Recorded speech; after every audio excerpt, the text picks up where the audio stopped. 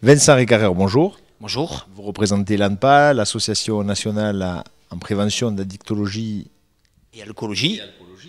Vous faites une très belle opération à Lourdes, est-ce que vous pouvez nous la présenter? C'est une opération qui est née du partenariat entre la mission locale de Lourdes, la protection judiciaire de la jeunesse et l'ANPA, donc l'Association nationale de prévention en alcoolologie et addictologie.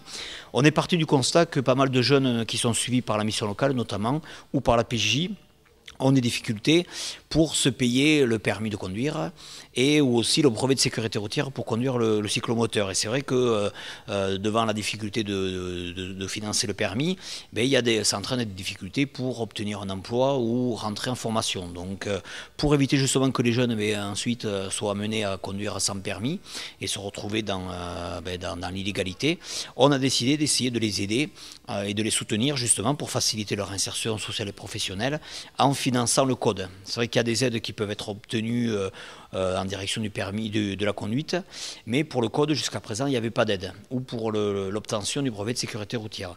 Donc on a déposé des dossiers auprès de différents financeurs, le CUX, le contrat de ville de Tarbes-Lourdes, auprès de la protection judiciaire de la jeunesse, du conseil régional, de la préfecture dans le cadre du plan départemental d'action de sécurité routière. Et donc grâce à tous ces financements mis bout à bout, nous avons pu, grâce aussi au repérage des conseillères de la mission locale, donc repérer une vingtaine de jeunes et qui se sont engagés en contrepartie du financement du code, qui se sont engagés à suivre un gros volet au niveau de la prévention. Voilà, c'était ça un petit peu qui nous tenait à cœur aussi. C'était pas uniquement distribuer de l'argent et financer le code sans contrepartie.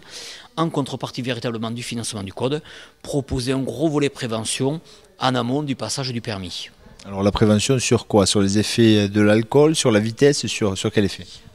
Toutes causes confondues, justement.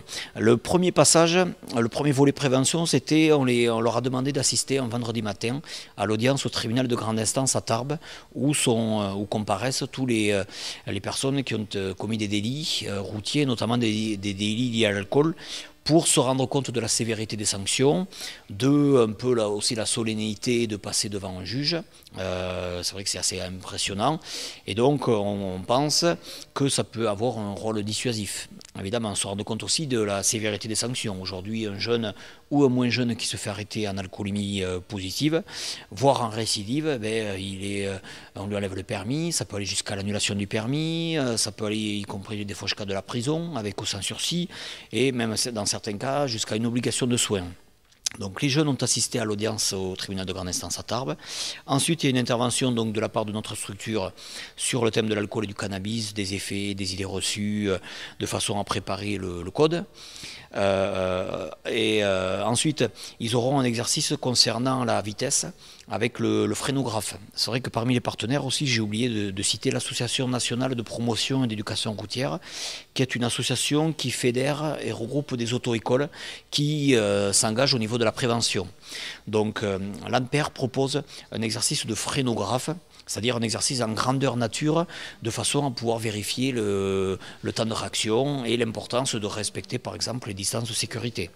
Le dernier volet qui va se mettre en place prochainement, ça sera que les jeunes vont ne plus être sujets de prévention mais acteurs de prévention. C'est-à-dire qu'ils vont eux-mêmes monter une action de prévention dans un lieu festif.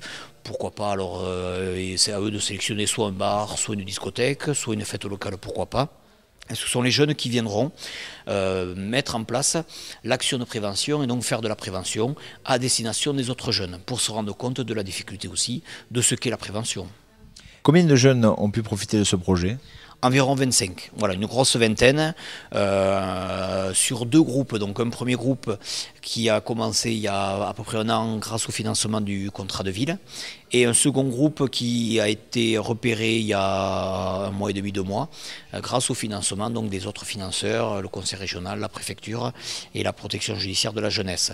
En sachant donc une vingtaine de jeunes qui ont intégré le dispositif, et déjà quelques-uns ont déjà obtenu le permis. Voilà, ce qui est assez remarquable, puisque des jeunes ont déjà suivi le parcours de A à Z.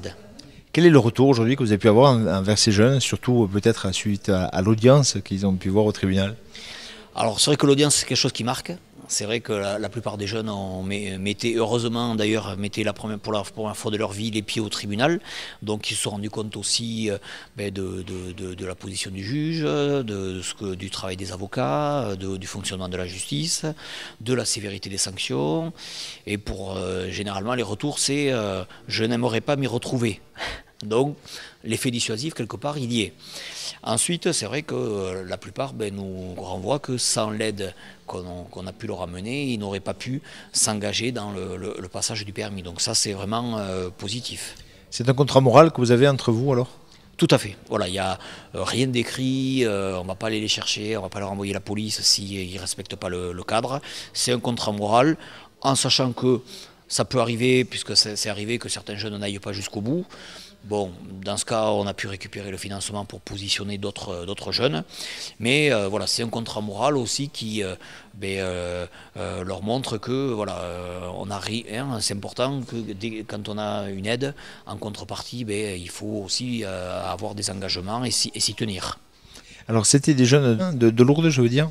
Alors le premier groupe, oui, par le biais du financement du contrat de ville, obligatoirement il devait habiter sur Lourdes, théoriquement les quartiers dits des prioritaires, bon, mais ils habitaient tous Lourdes. La seconde, on a pu ouvrir à des jeunes habitant hors Lourdes, mais la grosse majorité habite Lourdes. C'est Lourdes et le pays de Lourdes. Exactement. Aujourd'hui, c'est quand même une opération qui est plutôt positive.